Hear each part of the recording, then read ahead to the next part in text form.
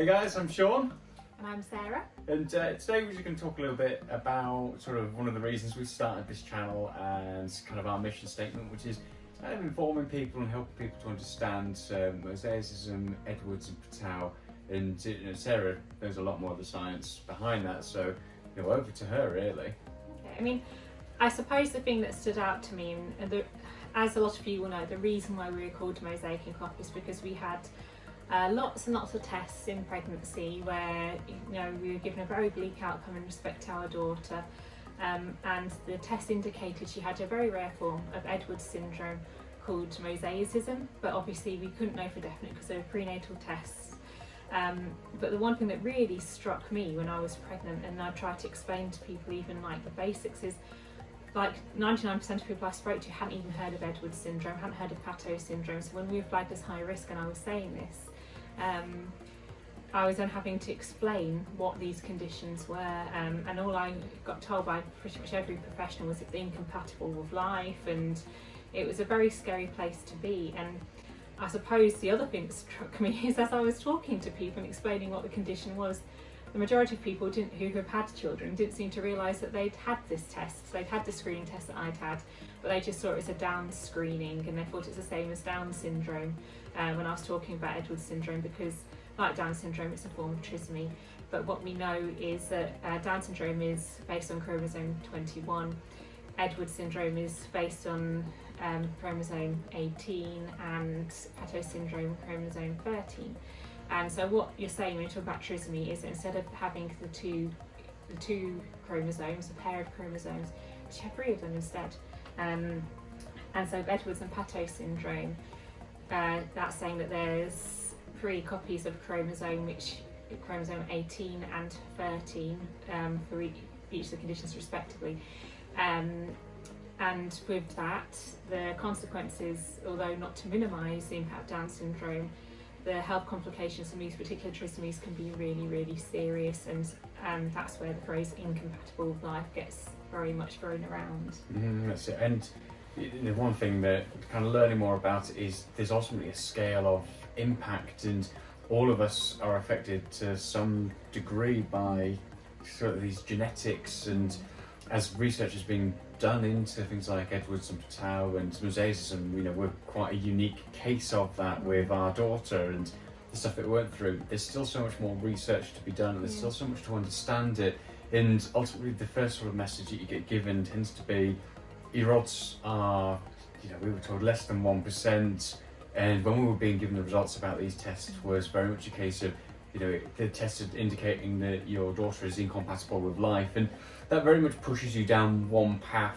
And again, it's based on some quite archaic research and understanding of the condition. So when you first start hearing these things, it is really daunting. And luckily for us, as I said, Sarah's very research focused, so she looked into this an awful lot. She read all sorts of different scientific journals, but there are also some really good support channels out there. So one of them, obviously, that we've spoken about before is the charity Soft UK.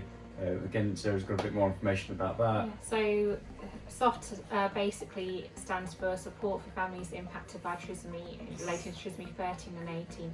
It was founded by 2 mothers who'd experienced pregnancies impacted by trisomies, and it was identified that there was such a lack of understanding around these conditions. I mean, the research I was reading very much placed the likelihood in terms of Edwards syndrome and a live birth at something anywhere between 1 in 5,000 and 1 in 7,000 people being impacted, which straight away sounds really grim, but also very unlikely that would happen to you. So when you do have a test result like we had, where the screening initially flagged us as high risk for Edwards and Pateau's, we automatically went down quite a horrible route. And then it was a case of, so not only were we then trying to get our heads around that condition, but also then Mosaicism isn't properly understood by a lot of even health professionals, but equally I don't think the best job was done of explaining that to us, was it? No, definitely not. And again, it comes back to that whole thing of incompatible with life, and I understand there'll be almost I guess a responsibility on the health professional's part to give us that information about the fact that the likelihood is that it's not going to be good for us. They want us to make the correct decisions for the impact it will have on us and the pregnancy and the child in the future as well. So I do understand that and I respect that to to a fault, but obviously the lack of understanding there it's greatly impacted health professionals' faces when we started seeing these results. Didn't match up with their research and their learning and their understanding of it. And I remember being sat in the hospital room with Sarah after we'd gone to get some more test results done, and we couldn't due to complications at the time. But then they'd called ahead to the lab to find out a little bit more information about the long-term culture of the initial test results that we had, and they came back showing that it didn't look as though the baby would be affected. And suddenly everybody's tone and their ideas of what we should do going forward were very different to what had been when we went in there. To the fact that when we first walked into the room, the doctor turned around to us and said, "We're going to draw a diagram now to help you understand that you're making the right decision with this." And you think, and oh, meaning wow. termination, and that was very much the unspoken tone, I think, of a lot of the communications. And to be fair, in a place of fear, I very much went down that route as well. I'm thinking, do I have this responsibility? Because if my baby's going to suffer as much as what this condition suggests, although I very much wanted my baby, I was very much thinking, well, if I'm having a baby that's just in all this pain, is going to inevitably suffer, then do I have a duty to get past my emotions and think, is termination the more humane thing? And I suppose sort of what dawns on me more and more is just the power of that attitude, and sometimes the social responses and understanding.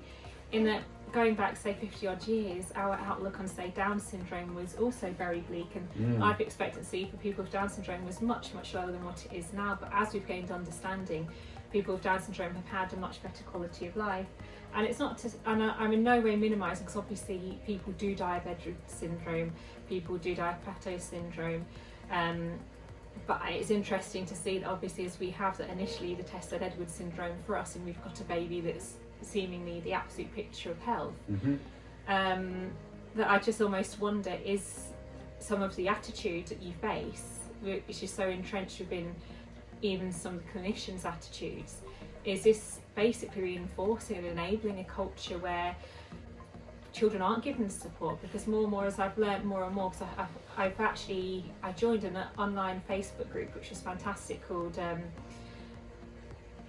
Mosaic Miracles, and it's basically it's for parents where there is Mosaicism and Trisomy 13, 18. They talk about their experiences, and what really has been helpful about that is seeing that parents have explained that actually once their children, say, had some treatments, a lot of them are just like regular kids, and some don't need any treatment at all. And so it just makes me think more and more, are we perhaps disabling children and families with our attitudes more than the actual condition? Is that possibly one of the factors which is creating these more negative outcomes? Definitely, and I think that's where things like the support really comes in handy. So, your charities like Soft, for example, being there for what we're trying to do as well through our Facebook group and the community that we're trying to build at the moment. It is about empowering parents to have that support so that way you can make the right decision. Because trust us, we were in that dark place where we had all these stats being thrown at us and none of the stats looked good. You know what, going back in time, I'd like to throw in and play the lottery, because the stats were just completely crazy at the time. But when all of that's been handed to you, and when you are being given information, and when it's been packaged up in a way where you've been told incompatible with life, here's your percentage of success, you are going to sit there straight away and think, oh my gosh, I need to do something about this. But actually, when we finally took a step back and reached out to these different support networks and channels, did a little bit more research, you suddenly start to see that it's not quite so black and white. There is definitely a grey area, and there's certainly so much more research to be done, even right down to, we ultimately at the moment believe that our daughter who was affected by this, potentially the Mosaicism flag was caused by a vanishing twin, which, we have numerous reasons why we believe that, and numerous outcomes as to why we believe that as well. And that is something that can affect. Those initial tests, something that are being done, they take, I guess, a snapshot of the mother and the cells and everything that are there, rather than just the baby. And that's where a lot of the complication can come into it. And in this new day and age where it's easier to pay for private screening, so is the NIPT? Yeah, the non-invasive prenatal test, NIPT.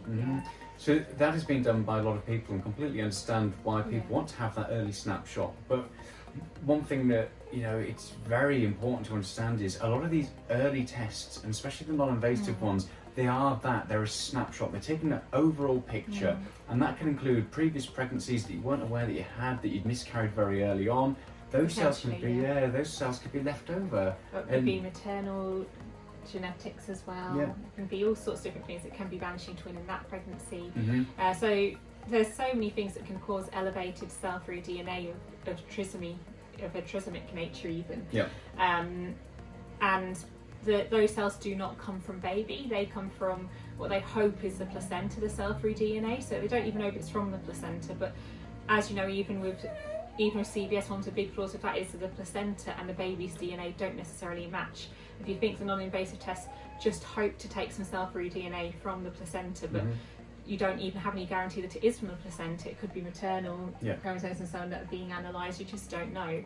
And ultimately, that's what happened with our daughter. Is the placenta was showing one thing, and our daughter had something else, and that's where the confined placental mosaicism comes into it. And again, there's so many different factors. There's so many different things that can cause these flags on the tests, and that's where the support network comes in handy, because we know we've been in that emotional dark place where you're suddenly seeing all these things, and it can be very easy to sit and go, okay, the path of least resistance, what I have to do and the right decision I need to make is this.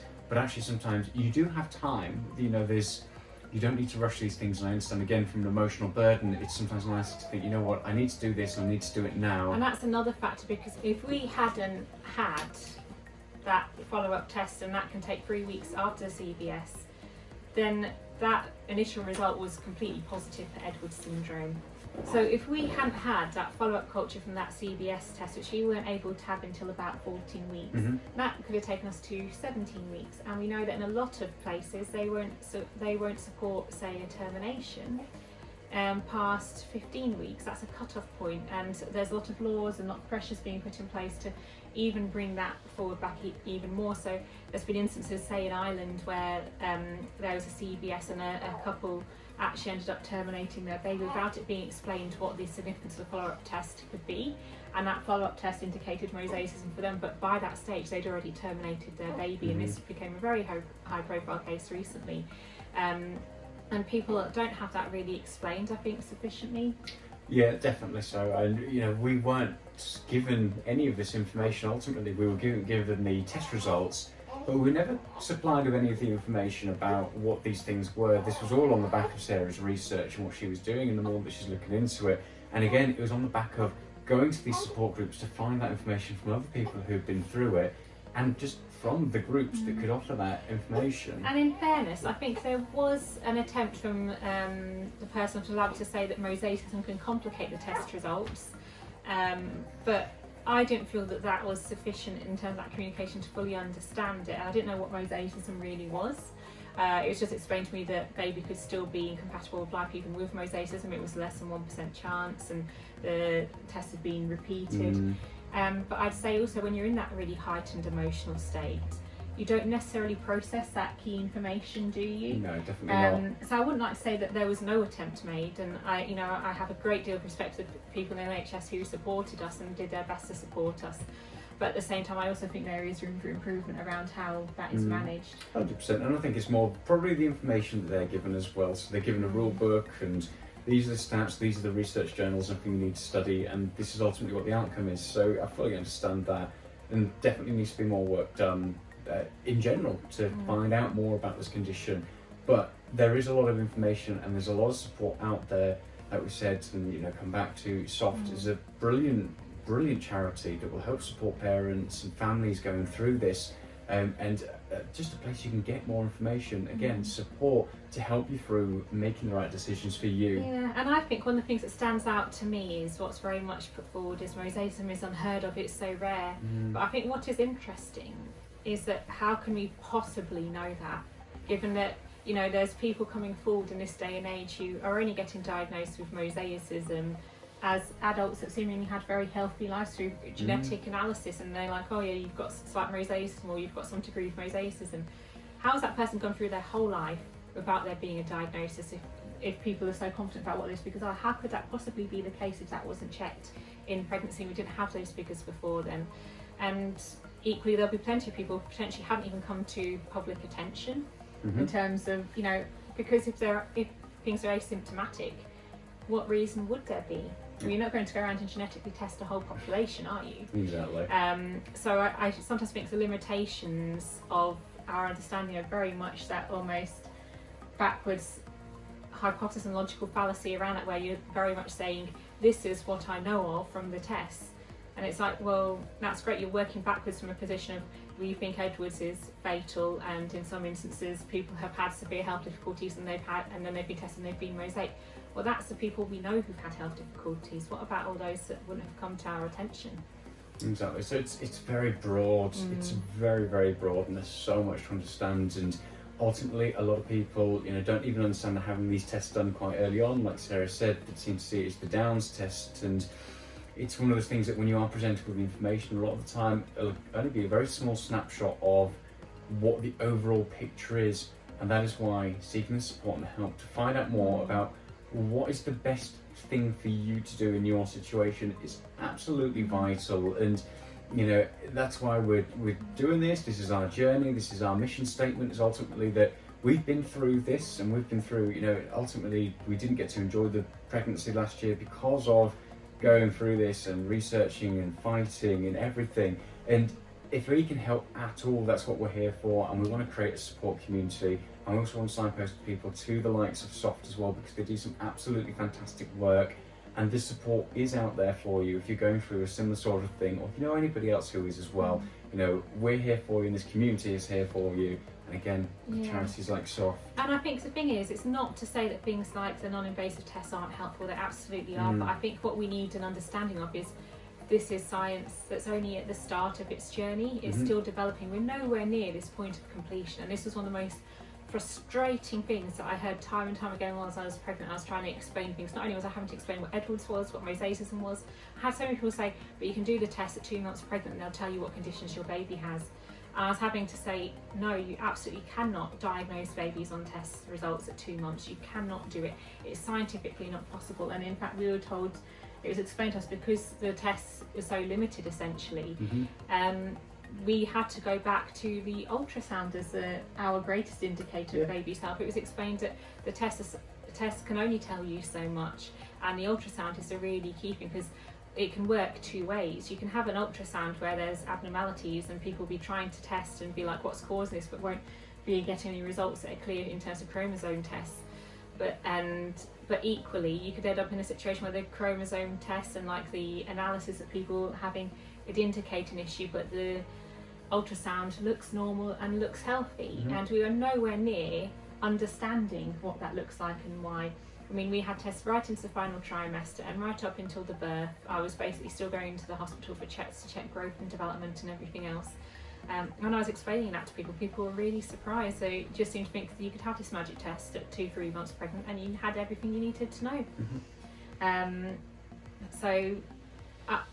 You know, as I say, these tests are helpful, but they can only give you a very small part of the jigsaw. Definitely, yeah. The tests, in our opinion, and in sort of conclusion to what we went through, is the tests are vital in terms of, I guess, putting a little checkbox next to your name to say, hey, guess what, you need to be having a bit more checks on your scans. You need to be aware of something. Something is flagged up and we need to look into it more, and we just need to pay attention to it. That should, in my opinion, be what happens going forward. What we were seeing was that little checkbox came up and suddenly it was, right, game over, you need to sort it, make a decision, and that's not, you know, this is the little Mosaic baby right here, and you know, she's perfectly healthy. So ultimately there can be positive outcomes, and like Sarah said, this science is in its infancy. The research is ultimately in its infancy. We're discovering so much more every day. So there is a grey area and there is a lot more to this picture. Okay, yeah, I think that sums it up really. Definitely. So yeah, as always, be sure to pop on over to our Instagram, Facebook, or reach out to us on YouTube, whichever way suits you best. Ultimately, our aim is to make a community where people can share their experiences. They can talk about all things to do with cloth, going green, but any issues you've got in pregnancy, any issues you've got in parenting as well. That's what we're all here for. We're sharing things about children, about parenting, tips, struggles, day-to-day life. There are so many challenges out there at the moment for parents. You know, ultimately, so many parents are in lockdown that don't have the support groups and they can't go to their friends, they can't see the family. So it's a hard time for everybody at the moment, and that's what we're here for. So, and also to talk about cloth nappies. Exactly. These are two of our favourites. These are in our UK stock at the moment. So, yeah, I mean, we're hoping to have a bit more conversations that are a bit more fun and upbeat as well about nappies. So, again, any ideas on what would be useful for us to talk about, we can do. But we were thinking we might just do a few like product reviews and talk about some of these things a bit more as well. yeah, definitely. That's it. Like we said from the last video we did, point us in the direction of any stock you'd like us to get hold of, anything that you like the look of, and we will do that as well and teach you all about cloth and how to use these things and the washing and everything else as well. But as always, we really hope you've enjoyed the video and that it's brought a little bit of knowledge to you and some insight. And if it just helps one person out there, then ultimately that's our mission accomplished, really. So thank you very much for watching. Hit that like and subscribe button or follow button, whichever you're watching us on. And we'll be back soon with some more videos. Bye. Bye.